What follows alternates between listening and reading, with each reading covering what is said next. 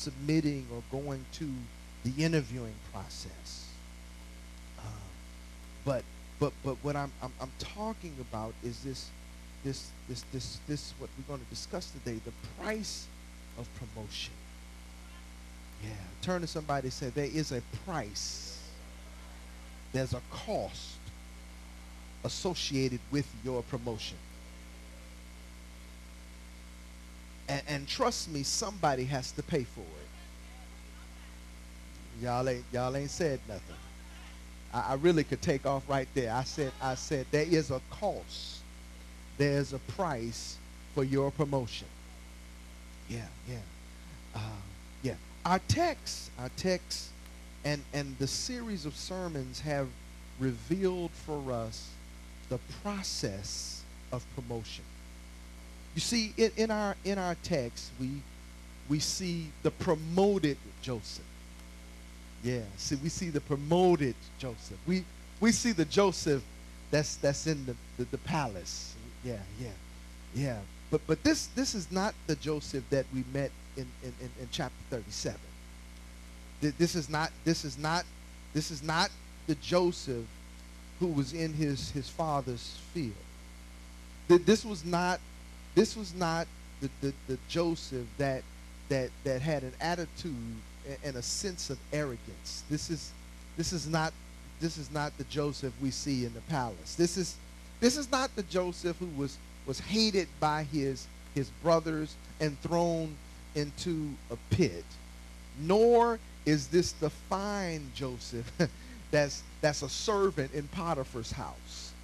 This is not the Joseph that we're talking about, or is it?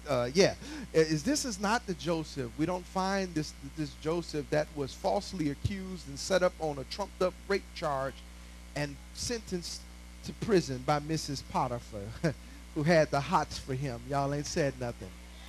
Yeah, this is the king of Egypt right about now. This is the prince of Egypt. This is a different Joseph than we're talking about. You see, my brothers and sisters, now Joseph, you have to understand. Now this is not the Joseph that we see in any of these horrible places, but you know, this is not the one that we've seen, you know, down through the years, but I'm sure to him it felt like eternity. But now this Joseph, yeah, this one right here, this Joseph is in a palace. His clothes have now changed. He didn't have a DOC on the back of his. Y'all ain't said nothing. Y'all know what that is. Yeah, he did. You know, he traded in his jail stripes for a regal robe. Y'all ain't said nothing. Yeah. This is the one who's calling the shots now. This is the one. This is the one. And so now he is standing before Pharaoh and all of Egypt as second in charge. The text says that none is more powerful in Egypt save Pharaoh. Now, Pharaoh. I didn't say Pharaoh. I said Pharaoh. Y'all know I'm kind of country now. Y'all ain't said nothing. All right? Now listen, you need to understand, in what seems like a moment, watch this, Joseph's life change. And if we just read this chapter, I think we will miss the process to promotion.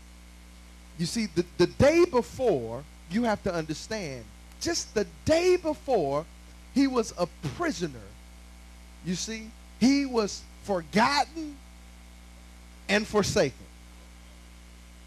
He was anointed, but he was in jail. Y'all ain't said nothing. And now he is the prince of Egypt. Wow. Now, before we celebrate his royal appointment, let us pause to reflect and review his ascent to the throne. In order for us to see the process, you've got to start all the way back in the 37th chapter of Genesis.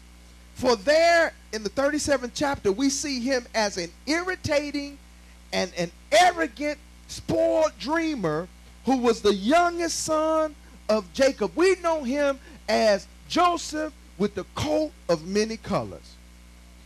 Listen, this man now, that's the prince of Egypt, he was hated by his brothers, thrown into a pit. But praise, Judah saved his life, raised him out of the pit, put him into slavery, purchased by Potiphar to be an indentured servant, again set up by his master's wife, who could not get her flesh in check, and was sent to prison, and in prison interpreted the dreams of the baker and the cupbearer, only to be forsaken.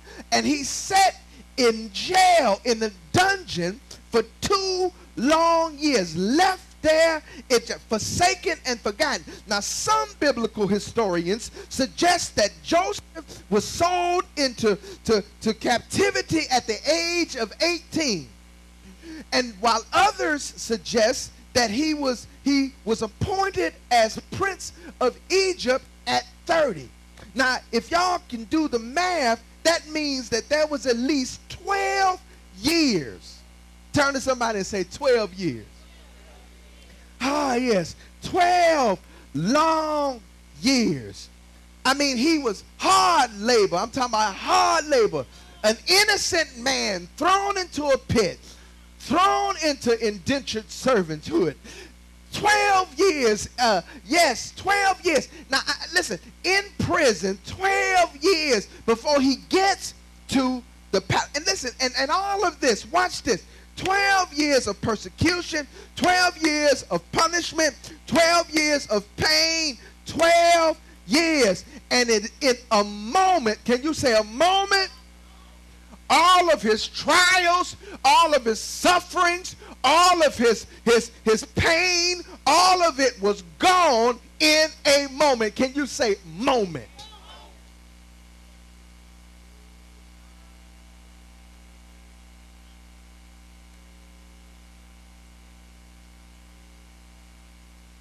Before we get to that point,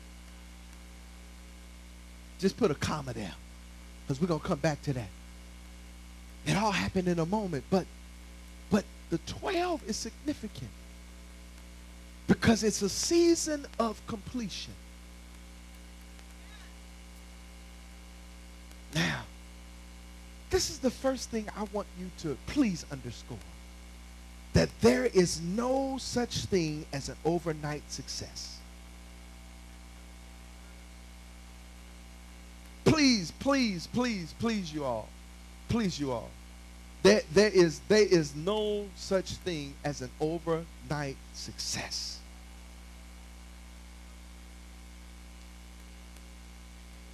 But the turning point in your life happens in a moment.